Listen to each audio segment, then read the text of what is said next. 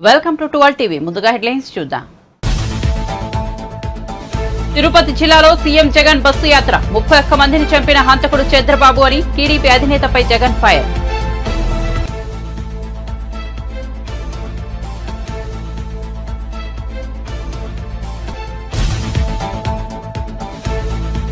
Phone tapping వ్యవహారంలో KCR కుటుంబం BRS గుర్తింపు రద్దు చేయాలన్న కిషన్ రెడ్డి సంచలన వ్యాఖ్యలు. ప్రైవేట్ వ్యక్తుల ఫోన్లను ట్యాపింగ్ చేసి బెదిరించి డబ్బులు వసూలు చేశారన్న కిషన్ రెడ్డి.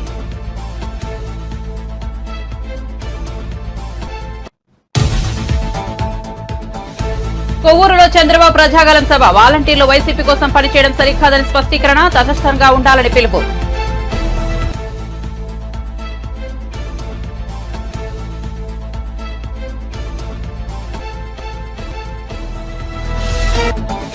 కేటీఆర్ లీగల్ నోటీసుల ద్వారా బెదిరించాలని చూస్తున్నారన్న MLA NM Srinivasa Reddy. Phone tapping వ్యవహారంలో విచారణ కోసం తాము అడుగుతుంటే పరువు తీశారని కేటీఆర్ అనడం విడ్డూరమని వ్యాఖ్య.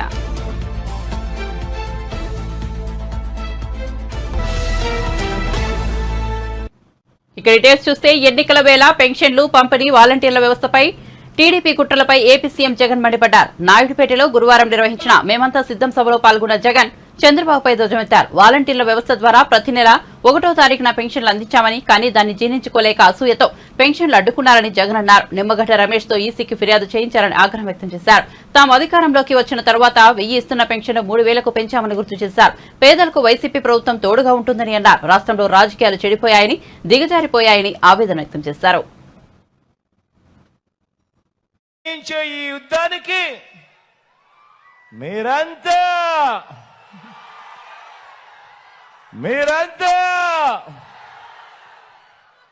సిద్ధమేనా అని అడుగుతాను. మీరంతా కూడా చూశారు వీళ్ళ అహంకార ధోరణిని, ఏ రకంగా వాళ్ళంతా కూడా సిగ్గు లేకుండా చెప్పుకుంటా ఉన్నారో మీరంతా కూడా గమనించారు. ఇంతటి దుర్మార్గులైన, ఇంతటి దుర్మార్గం చేసినందువల్ల ఇప్పటికే గత కొద్ది రోజులుగానే, నిన్న ఈరోజు ఈ మధ్యకాలంలోనే ఏకంగా 31 మంది అవ్వాతాతలు పెన్షన్లు అందుకునే పరిస్థితిలో అందుకోలేక, నడచలేక, అవస్థ పడలేక ఏకంగా 31 మంది ప్రాణాలు విడిచిన పరిస్థితులు కేవలం ఈ 2 రోజుల్లో. 31 మందిని చంపిన ఈ చంద్రబాబు నాయుడు గారిని హంతకుడు అందామా, లేకపోతే అంతకన్నా దారుణమైన పదం ఏదైనా ఉంది అంటే అదందామా అని చెప్పి ఆలోచన చేయమని కోరుతా ఉన్నా. నేను అడుగుతా ఉన్నా ఇదే చంద్రబాబు నాయుడు. అయ్యా చంద్రబాబు నాయుడు గారు, ఈ రాష్ట్రంలో 66 లక్షల మంది పెన్షన్ తీసుకుంటా ఉన్నారు. అవ్వ తాతలు ఉన్నారు, వితంతు అక్క చెల్లెమ్మలు ఉన్నారు, నా దివ్యాంగులు ఉన్నారు. మీ అందరికీ కూడా, వీరందరికీ కూడా చెబుతా ఉన్నా, కొంచెం ఓపిక పట్టండి. జూన్ 4వ తారీఖున మళ్ళీ మీ బిడ్డ ప్రభుత్వం వస్తుంది.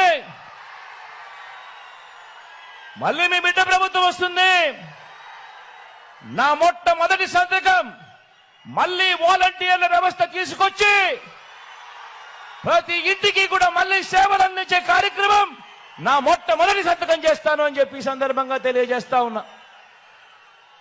ఇదే చంద్రబాబు నాయుడు గారిని అడుగుతా ఉన్నా, అయ్యా చంద్రబాబు, నీ హయాంలో మీరు జన్మభూమి కమిటీలు పెట్టుకున్నారు కదయ్యా.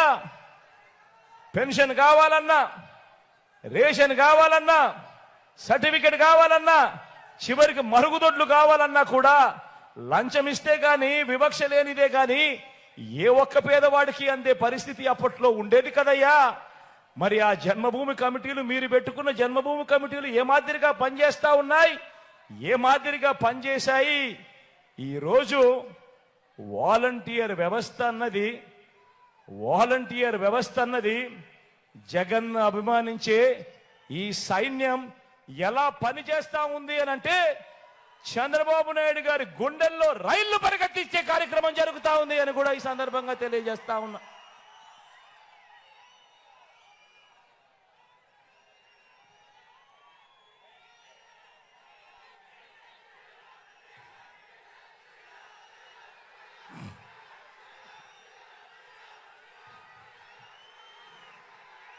ఇంతమందికి అండగా నిలబడ్డాం కాబట్టి, ఇంతమందికి అండగా తోడుగా నిలబడ్డాం కాబట్టి ఈరోజు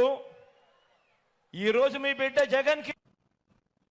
టీడీపీ అధినేత చంద్రబాబు నాయుడు తూర్పుగోదావరి జిల్లా కొవ్వూరులో ప్రజాగళం సభకు హాజరయ్యారు. ఈ సందర్భంగా ఆయన ప్రసంగిస్తూ రాష్ట్రంలో ప్రభుత్వ వ్యతిరేక ఓటును చెల్లనివ్వకూడదని పవన్ కళ్యాణ్ మొదటి నుంచి చెబుతున్నారని, ప్రజల కోసం రాజకీయాల్లోకి వచ్చిన మనిషి పవన్ కళ్యాణ్ అని కొనియాడారు. కేంద్రంలో మళ్లీ వచ్చే పార్టీ బీజేపీనని, రాష్ట్రాన్ని కాపాడుకోవాలన్న ఉద్దేశంతో ఏపీలో టీడీపీ, జనసేన, బీజేపీ ఒక కూటమిగా కలిశాయని వెల్లడించారు. ఇక్కడ రాజమండ్రి నుంచి కూటమి అభ్యర్థిగా బీజేపీ నేత పురంధేశ్వరి పోటీ చేస్తున్నారని, రాజానగరం, నిడదవోలు అసెంబ్లీ స్థానాల్లో జనసేన అభ్యర్థులు పోటీ చేస్తున్నారని వివరించారు. బీజేపీ అభ్యర్థి ఎంపీగా పోటీ చేస్తున్నారు పురంధేశ్వరి గారు. జనసేన అభ్యర్థులు ఇద్దరు పోటీ చేస్తున్నారు. రాజానగరం ఏ నియోజకవర్గం, ఇంకోటి నిడదవోలు. కడం 5 ఇంకొక సీటు బీజేపీకి ఇచ్చాం కానీ అది ఇంకా డిసైడ్ కాలేదు. కడం సీట్లు తెలుగుదేశం పార్టీ పోటీ చేస్తున్నాం. ఏం తమ్ముళ్ళు హుషారుగా ఉన్నారా అని మిమ్మల్ని అడుగుతున్నా. నేను మిమ్మల్ని అందరినీ చైతన్యవంతులు చేయడానికి వచ్చాను. మీ ఉత్సాహం చూసి నన్ను ఉత్సాహపరచడానికి మీరు ఇక్కడికి వచ్చారు. చంద్రన్న సాగిపో, మీ ఎంట మేము ఉన్నామని సంఘీభావానికి వచ్చిన మీ అందరికీ పేరు పేరున మనస్ఫూర్తిగా నమస్కారాలు. మీరెట్టయితే ఎండ కూడా లెక్క పెట్టుకోరు, నేను కూడా ఎండ వాన ఏమీ లెక్క పెట్టుకోవడం లేదు. మీకోసం, మీ బిడ్డల కోసం పనిచేసే కూటమికి మద్దతు ఇస్తామని మరొక్కసారి మీ అందరి అభిమానం చూపించాల్సిందిగా కోరుకుంటున్నాను. తమ్ముళ్ళు, ఆడబిడ్డలు, జగన్ రెడ్డికి శవ రాజకీయాలు చేయడం అలవాటు, అవునా కాదా? వైసీపీ డిఎన్ఏలోనే శవ రాజకీయం ఉంది. వాళ్ళ వారసత్వమే శవ రాజకీయం. ఎవరైనా మంచి పని చేసి నాకు ఓటేమని అడుగుతారు. కొంతమంది మనుషులు చంపేసి దండేసి ఎదుటి వాళ్ళ పైన పెట్టి ఓటు అడిగే దుర్మార్గుడు ఈ జగన్మోహన్ రెడ్డి. అవునా కాదా? అవునా కాదా? అవునా కాదా? వీళ్ళ తండ్రి చనిపోయాడు హెలికాప్టర్ యాక్సిడెంట్ లో. ఏం తమ్ముళ్ళు, హెలికాప్టర్ యాక్సిడెంట్ చనిపోతే ఏమన్నాడు ఆ రోజు? మా తండ్రిని చంపేశారన్నాడా లేదా? రిలయన్స్ అధినేత చంపాడు అన్నాడా లేదా? వాళ్ళ షాపుల మీద దాడి చేశాడా లేదా? ఫోన్ ట్యాపింగ్ వ్యవహారంపై కేంద్ర మంత్రి, బీజేపీ తెలంగాణ రాష్ట్ర అధ్యక్షుడు కిషన్ రెడ్డి సంచలన వ్యాఖ్యలు చేశారు. ఫోన్ ట్యాపింగ్ వ్యవహారంలో కేసీఆర్ ఆయన కుటుంబ సభ్యుల ప్రమేయం ఉందని తీవ్ర ఆరోపణలు చేశారు. ప్రైవేట్ వ్యక్తుల ఫోన్లను ట్యాపింగ్ చేసి వారిని బెదిరించి డబ్బులు వసూలు చేశారని ఆరోపించారు. గురువారం హైదరాబాద్ లో మీడియా సమావేశంలో మాట్లాడుతూ పోలీసుల విచారణలో ప్రముఖ ఫోన్లు ట్యాప్ చేశారని తేలిందని పేర్కొన్నారు. దేశ భద్రతకు భంగం కలిగేలా ఫోన్ ట్యాపింగ్ వ్యవహారం ఉందని మండిపడ్డారు. పారిశ్రామికవేత్తలు, వ్యాపారస్తులు, సమాజంలోని ప్రముఖులు ఫోన్లను ట్యాప్ చేశారన్నారు. రాజకీయాలకు సంబంధం లేని వారి ఫోన్లను కూడా ట్యాప్ చేశారని మండిపడ్డారు.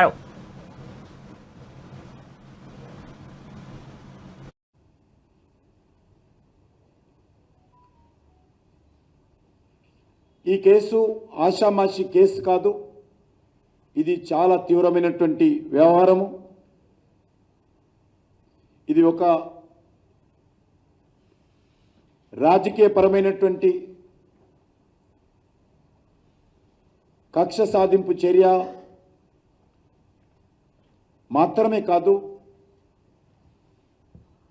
రాజకీయపరమైనటువంటి లబ్ధి పొందడం కోసం చేపట్టినటువంటి ఫోన్ ట్యాపింగ్ వ్యవహారం మాత్రమే కాదు, ఇందులో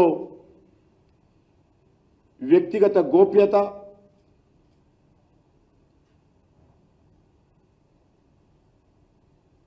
వ్యక్తులకు సంబంధించినటువంటి గౌరవము,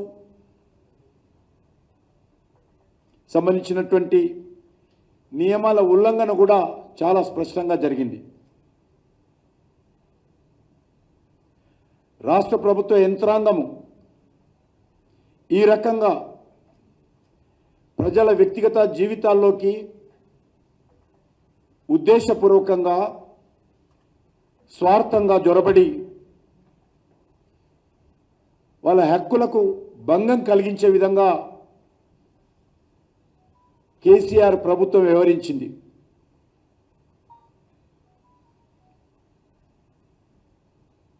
రెండు 2018 శాసనసభ ఎన్నికల్లో, 2019 పార్లమెంట్ ఎన్నికల్లో, ఆ తర్వాత జరిగినటువంటి దుబ్బాక శాసనసభ ఎన్నికల్లో, హుజూరాబాద్ శాసనసభ ఎన్నికల్లో, మునుగోడు శాసనసభ ఎన్నికల్లో, ఆ మధ్యలో జరిగినటువంటి మున్సిపల్ కార్పొరేషన్ ఎన్నికల్లో పూర్తిగా బీఆర్ఎస్ ప్రభుత్వము, కేసీఆర్ ప్రభుత్వము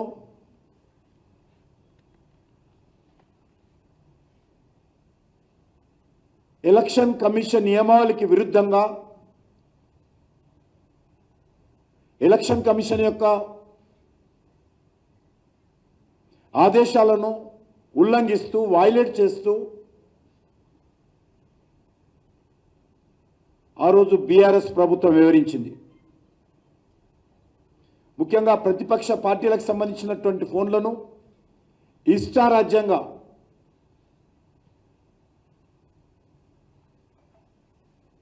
అక్రమ పద్ధతిలో ఫోన్ ట్యాపింగ్ చేయడం జరిగింది. మీకు తెలుసు, 2020 అక్టోబర్లో జరిగినటువంటి దుబ్బాక ఉప ఎన్నికల్లో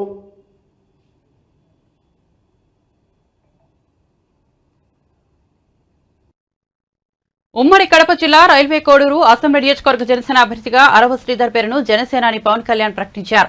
వాస్తవానికి రైల్వే కోడూరు అభ్యర్థిగా తొలుత యనమల భాస్కర్ రావు పేరును ప్రకటించారు. అయితే క్షేత్రస్థాయి నుంచి అందిన నివేదికలు, జిల్లా నాయకుల అభిప్రాయాలను పవన్ కళ్యాణ్ ఇతర జనసేన అగ్రనేతలు పరిశీలించారు.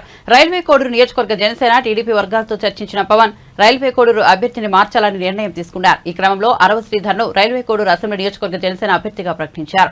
అరవ శ్రీధర్ 3 రోజుల కిందటే తన అనుచరులతో సహా జనసేనలో చేరారు. అరవ శ్రీధర్ రైల్వే కోడూరు నియోజకవర్గంలోని ముఖవారిపల్లె గ్రామ సర్పంచ్గా ఉన్నారు.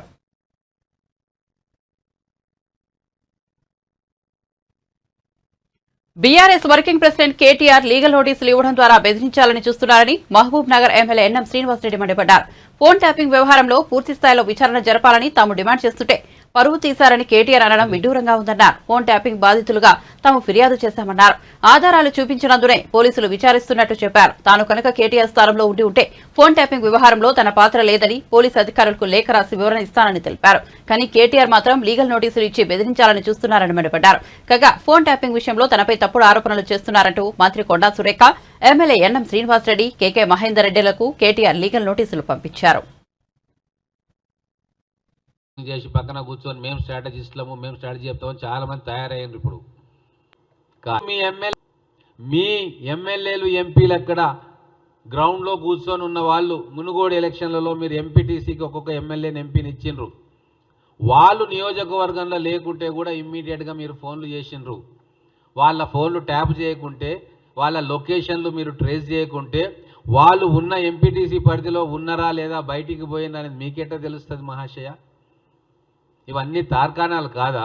మా మీద ట్యాప్ చేసిందనేది అత్యంత సహజం. విచిత్రం ఏంటంటే మీ పార్టీ ఎమ్మెల్యేల మీద కూడా ట్యాపింగ్ అస్త్రాన్ని ప్రయోగించిండ్రు, మీ మంత్రుల మీద ప్రయోగించిండ్రు. లాస్ట్కు వచ్చే కథనాలు వింటా ఉంటే మళ్ళీ ఇంకో లీగల్ నోటీస్ ఇస్తావేమో, ఇచ్చే అది కూడా తీసుకుంటా. మీ కుటుంబ సభ్యుల మీదనే ఒకరి మీద ఒకరు ట్యాపింగ్ అస్త్రాన్ని ప్రయోగించిండ్రు అని చెప్పి బయట అనుకుంటా ఉన్నారు. మరి అనుకున్న విషయం నేను ఇప్పుడు మీడియా ద్వారా చెప్తున్నా కాబట్టి ఇంకో లీగల్ నోటీస్ అది కూడా తీసుకుంటా. ఒకటే లాయర్కి 5-6 ఇస్తే నాకు ఫీజు కూడా తగ్గుతుంది. తర్వాత అదే మునుగోడు ఎన్నికలలో ఫామ్ హౌస్లో 3 ఎమ్మెల్యేలు మాట్లాడుతున్న మాటలు మీరు ట్యాప్ చేసింది వాస్తవమా కాదా? 3 మీ ఎమ్మెల్యేలు మునుగోడు ఎలక్షన్ జరుగుతుంటే బయటకు వచ్చిన విషయం మీకు ఎట్ట తెలిసింది? ప్రగతి భవన్ గడిలో నాకైతే అర్థం కాలేదు. వాళ్ళ ఫోన్లు ట్యాప్ చేసుకొని వాళ్ళు మాటలు మాట్లాడుకుంటేనే కదా మీకు తెలిసింది.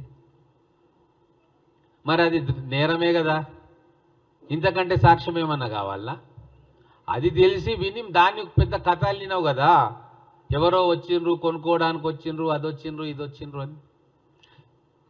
సరే అప్పుడు పోలీసు వాళ్ళతోటి కూడా అబద్ధాలు చెప్పించినావు పాపం, వాళ్ళు ఇప్పుడు తలకాయలు వాళ్ళ కొట్టుకుంటున్నారు, ఏం చేయాలి ఇప్పుడు మారింది ప్రభుత్వం అని చెప్పి.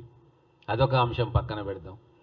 సాక్షాత్తు ముఖ్యమంత్రి గారే ఆ రోజు ఒప్పుకున్నారు కదా, మేము ఈ ఎమ్మెల్యేల ఫోను ట్యాపింగ్ చేసినాము, ఆ రికార్డింగ్స్ మేము విన్నాము అని చెప్పి పత్రికా మిత్రుల సాక్షిగా విలేకరుల సమావేశం ఏర్పాటు చేసి దాన్ని ప్లే చేసి రికార్డ్ చేసింది ప్లే చేసి మీకు వినిపించిండ్రు కదా. మరి అది సాక్ష్యం కాదా? మీరు టెలిఫోన్ ట్యాపింగ్కు పాల్పడ్డారు మీ కుటుంబం అని, దానికి ఇంతకంటే ప్రబలమైన సాక్ష్యం ఏం కావాలి? గతంలో ప్రభుత్వాలు చేయలేదా అని చెప్పి నువ్వు పెద్ద క్వశ్చన్ మార్క్ చేసినావు దీర్ఘంగా.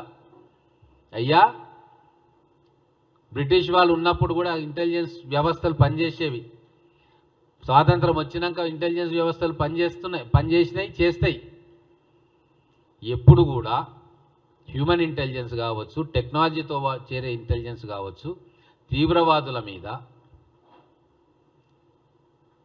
అతివాదుల మీద, సమాజ శ్రేయస్సుకు భంగం కలిగించే వ్యక్తుల మీద, వాళ్ళ మీద చేస్తారు, భవిష్యత్తులో కూడా చేస్తాయి. కానీ మీలాగా పొలిటికల్ అపోనెంట్స్ ఫోన్లు ట్యాప్ చేసే కుసంస్కారులు మాత్రం ఎవరు కూడా ఈ తెలంగాణలో అధికారంలో ఉన్నవాళ్ళు కానీ, ప్రతిపక్షంలో ఉన్నవాళ్ళు కానీ, సమైక్య ఆంధ్రప్రదేశ్లో ముఖ్యమంత్రులుగా ఉన్నవాళ్ళు ఏ రోజు చేయలే. ఒకవేళ ఎవరో ఒకరో ఇద్దరో ఏదో తప్పుదారిన ఏదైనా కేసుల్లో ఇరుక్కొని ఉండి ఎవరినో ట్యాప్ చేయబోయి వీళ్ళ మాటలు వచ్చినా అది కేవలం పోలీస్ అధికారులు విని ఆ రిపోర్టు తీసుకునే వాళ్ళు తప్ప, ఎవరేం మాట్లాడుకుంటున్నారో విని మళ్ళీ కాల్ చేసి. వాలంటీర్ల విషయంలో ఈసీ మీద ఒత్తిడి తీసుకొచ్చారని టీడీపీ అధినేత చంద్రబాబుపై ఏపీ ప్రభుత్వ సలహాదారు సజ్జల రామకృష్ణారెడ్డి విమర్శలు గుప్పించారు. పెన్షన్లు ఇచ్చేందుకు ప్రభుత్వం పెద్ద డబ్బులు లేవని, ఇప్పుడు తప్పుడు ఆరోపణలు చేస్తున్నారని మండిపడ్డారు. ఏది నిజం ఏది అబద్దం అనేది ప్రజలకు తెలుసునని అన్నారు. సొంత స్వార్థం తప్ప చంద్రబాబు మరేమీ చూసుకోవడం లేదని, ఆ స్వార్థంతోనే ఏం చేస్తున్నారో కూడా ఆయనకు తెలియడం లేదని చెప్పారు. జనంలో వచ్చిన తిరుగుబాటు, చంద్రబాబు నాయుడు మీద పాతవన్నీ గుర్తుకొచ్చి వాళ్ళు శాపాలు పెట్టడం, ఇవి చూసి జడుచుకొని మా మీద మళ్ళీ కౌంటర్ అటాక్ చేయాలని చేస్తున్నాడు. కారణం ఆయన. ఈ వ్యవస్థ ఏదైతే వాలంటీర్ వ్యవస్థ చేసే పనిని ఈరోజు మళ్ళీ ఏ వాలంటీర్లు తిట్టాడో తనే అంటున్నాడు. 2 నెలల్లో మేము వచ్చేస్తాము, 4,000 పంపిస్తాము వాలంటీర్ల ద్వారా అని. నువ్వు అదే వాలంటీర్లు వద్దన్నావు, వాళ్ళ వల్ల నీ నష్టాలన్నావు. ఆఖరకు అసలు ఉద్యోగాలే ఇవ్వలేదన్నాడు. ఈరోజు దాన్ని ఒప్పుకుంటున్నాడు. మళ్ళీ మీకు సెక్రటరీ 1,20,000 మంది ఉద్యోగులు ఉన్నారు కదా, శాశ్వత పర్మనెంట్ ఉద్యోగులు, వాళ్ళతో ఇప్పించండి అంటే అతను చంద్రబాబు నాయుడు తాను ఎంతసేపు స్వార్థం తప్ప వేరే చూసుకొని ఒక దాని ఏమంటాం సమాజంలో ఉండడానికి కూడా అర్హత లేని ఒక వ్యక్తిగా ఇప్పటికే గుర్తింపు పొందిన చంద్రబాబు నాయుడు మన దురదృష్టవశాత్తు ఒక పార్టీ అధ్యక్షుడిగా ఉండడం, ఆ పార్టీ ఇప్పుడు అవసర దశలో ఉన్న ఆ పార్టీ అధ్యక్షుడిగా ఆయన ఏం చేస్తున్నాడో ఆయనకు తెలియట్లా. ఈ సిస్టమ్స్ ఏవైతే ఫుల్ ప్రూఫ్గా ఎవరికైనా ఆదర్శప్రాయంగా ఉండే సిస్టమ్ జగన్మోహన్ రెడ్డి గారు ఏవైతే పెట్టారో, ఇవి ఆ రోజు ఆయన్ని పెట్టొద్దని ఎవరన్నా, ఆ రోజు పెడితే మేము వాటితోనే డీల్ చేయాల్సి వచ్చేది. నువ్వు ఆ రోజు జన్మభూమి కమిటీల బదులు ఇది సిస్టమ్ పెట్టింటే డెలివరీ మెకానిజం, జగన్మోహన్ రెడ్డి గారు వచ్చి దాని మీద డిపెండ్ అయ్యేవాడు. ఇష్యూ ఏ సిస్టమ్ ఉందని కాదు, దాని ద్వారా మనం ఏం చేయిస్తున్నాము, ప్రజలకు ఎంత అందుబాటులో ఉన్నాము, ఎంత ప్రజలకు మంచి చేసే తపన పడినాము, ఇది కీలకమైన అంశం అవుతుంది. అందులో జగన్మోహన్ రెడ్డి గారు సక్సెస్ఫుల్గా కిందలోకి తీసుకెళ్లారు కాబట్టి వాలంటీర్లు అంటే వాళ్ళ ఉద్యోగం వాళ్ళ ఏదైతే బాధ్యత నిర్వహిస్తున్నారో దాంట్లో సక్సెస్ అయ్యారు. ప్రజల్లో కూడా ఆ సిస్టమ్కి మంచి పేరు వచ్చింది. దానివల్ల ఉపయోగం ఉందని అదర్ స్టేట్స్ కూడా గుర్తించాయి. ప్రతి ఒక్కరూ దాన్ని పొగుడుతున్నారు. ఇది ఇంతకుముందు ఎందుకు జరిగితే బాగుండేది, ఇలాంటి ఎఫిషియెంట్ సిస్టమ్. నువ్వు దాన్ని దెబ్బ కొట్టాలని చూసావు, దాని ద్వారా ఏ ప్రయోజనం అయితే కిందికి ఇస్తున్నామో దానిలోనూ దెబ్బ కొట్టాలని చూసావు. ఆఖరుకు ఉడుకుమోత్తనంతో కడుపు మంటతో ఈరోజు దానికి టెంపరీగా తాత్కాలికంగా ఈసీతో బ్రేక్ వేయించి ఇప్పుడు 2 పత్రికలు చేతిలో ఉన్నాయో 3 టీవీ ఛానళ్ళు చేతిలో ఉన్నాయని అడ్డంగా ఈరోజు ఏదో పెట్టారు. పండుటాకుల మీద పగ అని ఒకడు, కావాలని శవరాజకీయాలు చేస్తున్నాను ఒకడు. అదే తీసుకుని చంద్రబాబు నాయుడు ఎక్కడ మీటింగ్లో దాని ఆ మాటే మాట్లాడతారు. ఉన్నత సిస్టంలోనే వాలంటీర్ వ్యవస్థ ద్వారా మామూలుగా అయితే ఫస్ట్ డే 80% పైన అయ్యేది. ఇప్పుడు ఉన్న సిస్టమ్ని ఎఫిషియెంట్గా వాడుకోవడం ద్వారా ప్రభుత్వం ఈరోజు మార్నింగ్కు 60% పూర్తి అయినట్టు ఇన్ఫర్మేషన్ వచ్చింది. నడుస్తుంది, బట్ ఇబ్బందులు ఉన్నాయి. ఎందుకంటే ఇంటి దగ్గరికి తెచ్చి ఇవ్వడానికి నడవలేని వాళ్ళకు, ఓల్డ్ వీళ్ళకు, పీపుల్కు, వికలాంగులకు, అలాగే వాళ్ళు వెళ్ళి తెచ్చుకోవాల్సి రావడం మధ్య వైఎస్ఆర్సీపీ అరాచకాలకు భయపడేది లేదని టీడీపీ అధినేత చంద్రబాబు సత్యమణి నారా భువనేశ్వర్ ఉద్ఘాటించారు. నిజం గెలవాలి యాత్రలో భాగంగా ఆమె వైఎస్ఆర్ జిల్లా ప్రొద్దుటూరులో పర్యటించారు. చంద్రబాబు అరెస్టు నేపథ్యంలో మనస్తాపంతో పెద్దిశెట్టిపల్లిలో మరణించిన టీడీపీ కార్యకర్త కూరపాటి రాధా కుటుంబాన్ని ఆమె పరామర్శించారు. ఈ కుటుంబానికి భరోసా కల్పించారు. ఉండేదే 2 ఎకరాలు. ఆయన చాలా అభిమానుడు మన అన్నగారు నందమూరి తారక రామారావు గారు. అంటే ఆ 2 ఎకరాల్లో ఆయన విగ్రహం పెట్టుకున్నారు. ఆయన తెలుగుదేశం పార్టీ కోసం చాలా ప్రచారం గాని ఆయన ఏమన్నా చేసేవారు పార్టీ కోసం. అట్లాంటి వ్యక్తిని అక్కడ ఈ ప్రభుత్వం లీడర్, వైసీపీ లీడర్లు పట్టుకుని జై జగన్ జై వైసీపీ అంటే కూడా ఇక్కడ కత్తి పెట్టి బెదిరిస్తే కూడా వెనకాడలేదు. ఆయన ఒకటే చెప్పాడు, జై చంద్రబాబు జై తెలుగుదేశం అని. అక్కడితో ఆఖరి వరకు ఆయన ఇదే చెప్తా ఉన్నారు. అక్కడితో ఆయన చంపేశారు, కత్తితో ఆయన నరికేశారు. అది వీళ్ళు చేసే అరాచకం మన తెలుగుదేశం కార్యకర్తల మీద. మీరందరూ ఇవన్నీ గుర్తుంచుకుని మీరు చాలా ధైర్యంగా ముందుకెళ్ళాలి. ఇప్పుడు నేను ఇంత ధైర్యం చేసి నేను ముందుకు వచ్చానంటే అది మీరే కారణం. మీరుంటారు నాకు అని. అట్లానే ఈ కార్యకర్తల కోసం తప్పకుండా చంద్రబాబు నాయుడు గారు వెనకాడు. నా కుటుంబం కూడా ఆలోచించారు, మీకోసం ఆయన ముందుకు వస్తారు.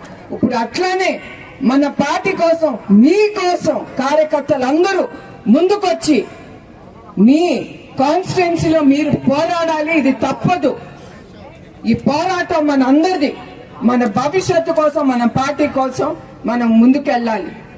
అట్లానే మొన్న బంగారుపాలెంలో నేను ఒక ఆవిడ్ని, హంసవేణి, ఆవిడ కూడా తెలుగుదేశం కార్యకర్త.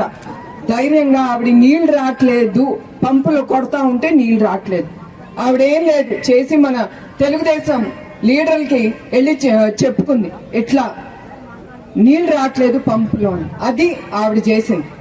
ఈ వైసీపీ నాయకులు ఆవిడ్ని పట్టుకుని 2 కళ్ళు బయటికి పీకేశారు. ఇది వాళ్ళు చేసిన దరిద్ర పనులు వీళ్ళు చేస్తున్నారు. ఒక స్త్రీ ఇంట్లో ఒక స్త్రీ ఉంటుందని కూడా వాళ్ళు మర్చిపోతున్నారు. వాళ్ళ కుటుంబంలో కూడా ఒక పెళ్ళం బిడ్డలు ఉన్నారని కూడా మర్చిపోతున్నారు వాళ్ళు.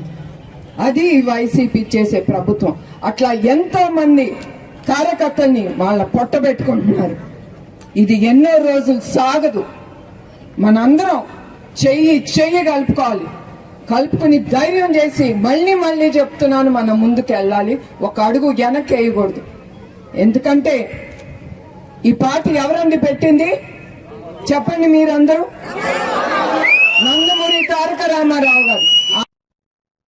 పింఛన్ల పంపిణీపై సీఎం జగన్ శవరాజకీయం చేస్తున్నారని మాజీ మంత్రి గంటా శ్రీనివాసరావు ఆరోపించారు. ఈ విషయంలో తెలుగుదేశం పార్టీపై జగన్, వైసీపీ నేతలు నిందలు వేస్తున్నారని మండిపడ్డారు.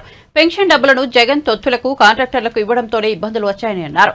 అవ్వాతాతల ఉసురు జగన్ కి ఖచ్చితంగా తగులుతుందన్నారు. టీడీపీ అధికారంలోకి వచ్చిన వెంటనే 4,000 పెన్షన్ ఇంటింటికి వెళ్లి ఇస్తామని తెలిపారు. లేట్ కావడం వల్ల ఆలస్యంగా సపోర్ట్ చేసిన అభ్యర్థిగా నేను వాళ్ళకి మనస్ఫూర్తిగా ఈ జాయినింగ్స్ అని కూడా ప్రభుత్వ భవనాన్ని ప్రభుత్వం కూల్చేయడం మనం చూస్తా ఉన్నాం. పక్కా హైదరాబాద్ రాష్ట్రం ఉంది. మరి నేను ఒకటే మీ ద్వారా అడుగుతా ఉన్నాను, జగన్మోహన్ రెడ్డి గారు, మీరు నవరత్నాల పేరుతోటి 9 హామీలు ఒకటి మేనిఫెస్టో కింద మీరు ప్రింట్ చేశారు. అవి కాకుండా మీరు పాదయాత్రలో అనేక హామీలు ఇచ్చారు. అవి కాకుండా ఎలక్షన్ మీటింగ్లో అనేక హామీలు ఇచ్చారు, అనేక వాగ్దానాలు చేశారు.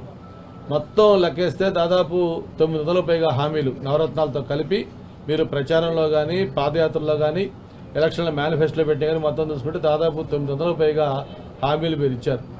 వాటిల్లో మొత్తం పాయింట్ వైజ్గా మీరు ఏ హామీని మీరు తప్పారు, ఏ హామీ మీరు అమలు చేయకుండా చితకలు పడ్డారు, ఏమేమి మీరు కొంచెం పార్టీలు చేశారు, ఏమేమి పూర్తిగా చేశారు, అన్నీ కూడా మేము ఈ పాటికి ఒక వైట్ పేపర్ రిలీజ్ చేశాం మీకు. అవన్నీ మనం చూసుకుంటే 85.5% హామీలు మీరు విఫలం చెందారు. మీరు ఏదైతే 99% అమలు చేసామంటా ఉన్నారో అది పచ్చి అబద్ధం. మీకు ఉదాహరణకి మీరు చెప్పిన నవరత్నాల్లోనే సంపూర్ణ మద్యపాన నిషేధం. మిమ్మల్ని ఒకటే అడుగుతా ఉన్నాను, మరి సంపూర్ణ మద్యపాన నిషేధం ఏమైంది? మరి అది ఆ నవరత్నాల్లో ఒక రత్నం అదే అమలు చేయకపోతే మీరు ఏ విధంగా మేము అన్ని నవరత్నాలు హామీలు చేసామని చెప్పని మీరు ఎలా చెప్పగలుగుతా ఉన్నారు? ఈరోజు మద్యపాన నిషేధం ఏమైంది? మద్యపాన నిషేధం పక్కన పెట్టి మద్యం మీద ఇంకొక 25 ఏళ్లకి ఆదాయాన్ని మీరు ప్రొజెక్ట్ చేసి దాని మీద కూడా అప్పులు తీసుకున్న వాళ్ళు మీరు. దానికి పని ఏమన్నా క్వాలిటీ మద్యం ఇస్తా ఉన్నారా? కల్తీ మద్యం. ఈరోజు పేదవాడి యొక్క ఆరోగ్యంతో ఆటలాడుకుంటున్న మద్యం. వాళ్ళు అంత డబ్బులు పెట్టి కూడా వాళ్ళు కావాలనుకున్న బ్రాండ్ దొరకని పరిస్థితి. ఇవన్నీ 10 ఏళ్లు అధికారంలో ఉండి ఇప్పుడు ఫోన్ ట్యాపింగ్ తో మాకేం సంబంధం అంటారా అని టీఆర్ఎస్ నేతలపై ఉప ముఖ్యమంత్రి మల్లు భట్టి విక్రమార్క మండిపడ్డారు. 10 ఏళ్లు పాలించారు కాబట్టి ఈ వ్యవహారంలో వారికి బాధ్యత ఉంటుందన్నారు. దేశ భద్రత కోసం ఉగ్రవాదులను పట్టుకోవడానికి ఫోన్ ట్యాపింగ్ చేస్తారన్నారు. కానీ ప్రతిపక్ష నేతలను నిర్వీర్యం చేసేందుకు ఫోన్ ట్యాపింగ్ చేస్తారని ధ్వజమెత్తారు. ఇతరుల వ్యక్తిగత జీవితాల్లోకి తొంగి చూసే హక్కు మీకు ఎవరు ఇచ్చారని ప్రశ్నించారు. తెలంగాణ రాష్ట్రంలో ప్రతి పైసా ప్రజలకే చెంది ఆ రకంగా దేశవ్యాప్తంగా కూడా యువతకి ఉద్యోగ అవకాశాలు దొరికేటట్టుగా ఉండటానికి కాంగ్రెస్ పార్టీకి అవకాశం ఇచ్చి గెలుపుకోగలిగితే భవిష్యత్తు పనికొచ్చే ఉద్యోగ అవకాశాలు భావ స్వేచ్ఛ కూడా దేశవ్యాప్తంగా పొందగలుగుతాం.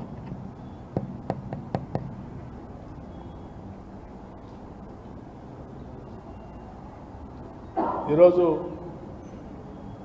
చాలామంది నాయకులు చెప్పిన వాగ్దానాలన్నింటినీ పూర్తిగా మర్చిపోయి వారి స్థాయి ప్రతి జిల్లాకి దశాబ్ద కాలం కూల్చేస్తాం. ఓపెన్గా విన్నారు కదా మీరు, వాళ్ళ మాటలు విన్నారు కదా. ఫిరాయింపులు కాదు, ఈ పార్టీ ఈ ప్రభుత్వాన్ని నిలబెట్టడం.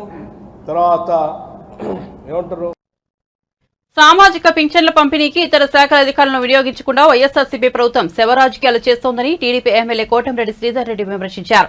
వాలంటీర్లతో పింఛన్లు పంపిణీ చేయకూడదని మాత్రమే ఈసీ చెప్పిందని ఆయన స్పష్టం చేశారు. వైఎస్ఆర్సీపీ నేతల ఒత్తిళ్లకు తలొగ్గి వాలంటీర్లు రాజీనామా చేయొద్దని కోటంరెడ్డి సూచించారు. ఎన్నికల కోడ్ వచ్చిన వేళ ఎన్నికల కమిషన్ చెప్పిన మాట, వాలంటీర్ల చేత పెన్షన్ల పంపిణీ వద్దు, కేవలం వాలంటీర్ల చేత వద్దు, అధికారుల చేత ప్రభుత్వ ఉద్యోగుల చేత పంపిణీ చేయండి అని ఎలక్షన్ కమిషన్ స్పష్టంగా చెప్పింది. అంతేకాదు, నడవలేని వృద్ధులు ఉంటారు, మంచం మీద ఉండే వృద్ధులు ఉంటారు, సుదూర ప్రాంతాలకు చెందిన వృద్ధులు ఉంటారు, దివ్యాంగులు ఉంటారు. వారందరికీ నేరుగా ఇళ్లకే తీసుకెళ్లి పెన్షన్లు పంపిణీ చేయమని ఎన్నికల కమిషన్ ఆదేశిస్తే ఈనాడు వైఎస్ఆర్ కాంగ్రెస్ పార్టీ ప్రభుత్వం చేసిన ఘోర నిర్వాకం శవ రాజకీయాలు చేసే విధంగా. లక్షల మంది ఉద్యోగస్తులు ఉన్నారు, మా ఇళ్లకి పెన్షన్లు తెచ్చియచ్చు, అదేది కూడా అడ్డంకి కాదే. మరి ఎందుకు వైఎస్ఆర్ కాంగ్రెస్ పార్టీ ప్రభుత్వం ఈ యొక్క దుర్మార్గపు రాజకీయ క్రీడ చేస్తూ ఉందంటే, ఓటమి భయం కళ్ళ ముందు కనపడి ఏదో రకంగా విన్యాసాలు చేసి ప్రజలను మోసం చేయాలని చెప్పని. 2019 ఎన్నికల ముందు జగన్ గారు ఏం చెప్పారు? మీరు, నేను అధికారంలోకి వచ్చిన వెంటనే 2000 రూపాయల పెన్షన్ని 3000 రూపాయలు చేస్తా అని చెప్పారా లేదా? అధికారంలోకి వచ్చిన తర్వాత నేను అలా కాదు చెప్పింది, ఇలా పెంచుతాననలేదు, పెంచుకుంటూ పోతానన్నానని చెప్పని 3000 రూపాయలు 5 ఏళ్ల ముందే ఇవ్వాల్సిన పరిస్థితిలో ఇవ్వకుండా 250 లెక్కన ఇచ్చారు. అదే చంద్రబాబు నాయుడు గారు ఆ రోజు 200 రూపాయల పెన్షన్ని 2000 చేశారు. మరి మీరేమో 3000 చేస్తానని చెప్పని అధికారంలోకి వచ్చిన వెంటనే 5 ఏళ్లు పట్టింది మీకు. మరి ఈనాడు ఈ విన్యాసాలన్నీ వైఎస్ఆర్ కాంగ్రెస్ పార్టీ వ్యవహరిస్తూ ఉంది. వాలంటరీ చెల్లెళ్ళారా, వాలంటరీ తమ్ముళ్ళారా, వైఎస్ఆర్ కాంగ్రెస్ పార్టీ నాయకులు మిమ్మల్ని రాజీనామాలకి బెదిరిస్తూ ఉన్నారు. వాలంటీర్లకు వచ్చిన ఇబ్బంది ఏమీ లేదు. వైఎస్ఆర్ కాంగ్రెస్ పార్టీ నాయకుల ఒత్తిళ్లని ఎవరూ లెక్క చేయవద్దు. ప్రతి వాలంటీర్ కూడా కొనసాగుతాడు. వాలంటీర్ కొనసాగటమే కాదు, వాలంటీర్కి ఇంకా మెరుగైన సౌకర్యాలని మేము కల్పిస్తాం. కాబట్టి వైఎస్ఆర్ కాంగ్రెస్ పార్టీ నాయకుల మాటల్ని, వాళ్ళ బెదిరింపుల్ని మీరు లెక్క చేయాల్సిన అవసరం కూడా లేదు. ఎన్నికల కోడ్ కూడా వచ్చింది. మిమ్మల్ని ఎవరైనా బెదిరిస్తే నేరుగా ఫిర్యాదు చేస్తే కఠిన చర్యలు ఎన్నికల కమిషన్ తీసుకుంటుంది. దయచేసి వైఎస్ఆర్ కాంగ్రెస్ పార్టీ నాయకుల ఉచ్చుల్లో పడవద్దు. ముఖ్యమంత్రి జగన్మోహన్ రెడ్డి గారిని సూటిగా అడుగుతున్నాం. బులెటిన్ ముగించే ముందు హెడ్లైన్స్ మరోసారి చూద్దాం. తిరుపతి జిల్లాలో సీఎం జగన్ బస్సు యాత్ర 31 మందిని చంపిన హంతకుడు చంద్రబాబు అని టీడీపీ అధినేతపై జగన్ ఫైర్.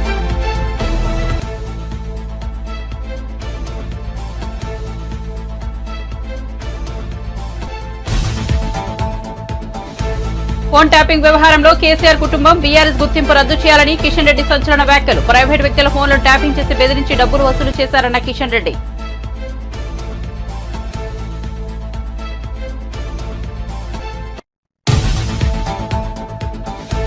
కొవ్వూరులో చంద్రబాబు ప్రజాగలం సభ. వాలంటీర్లు వైసీపీ కోసం పనిచేయడం సరికాదని స్పష్టీకరణ. తటస్థంగా ఉండాలని హితవు. తాము వాలంటీర్ వ్యవస్థకు వ్యతిరేకం కాదన్న టీడీపీ అధినేత. వాలంటీర్లు తొలగించబోమని హామీ.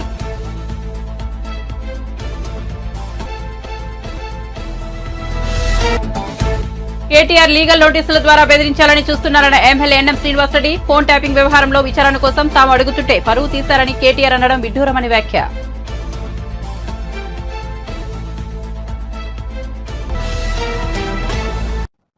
మరిన్ని అప్డేట్స్ కోసం చూస్తూనే ఉండండి 12 టీవీ.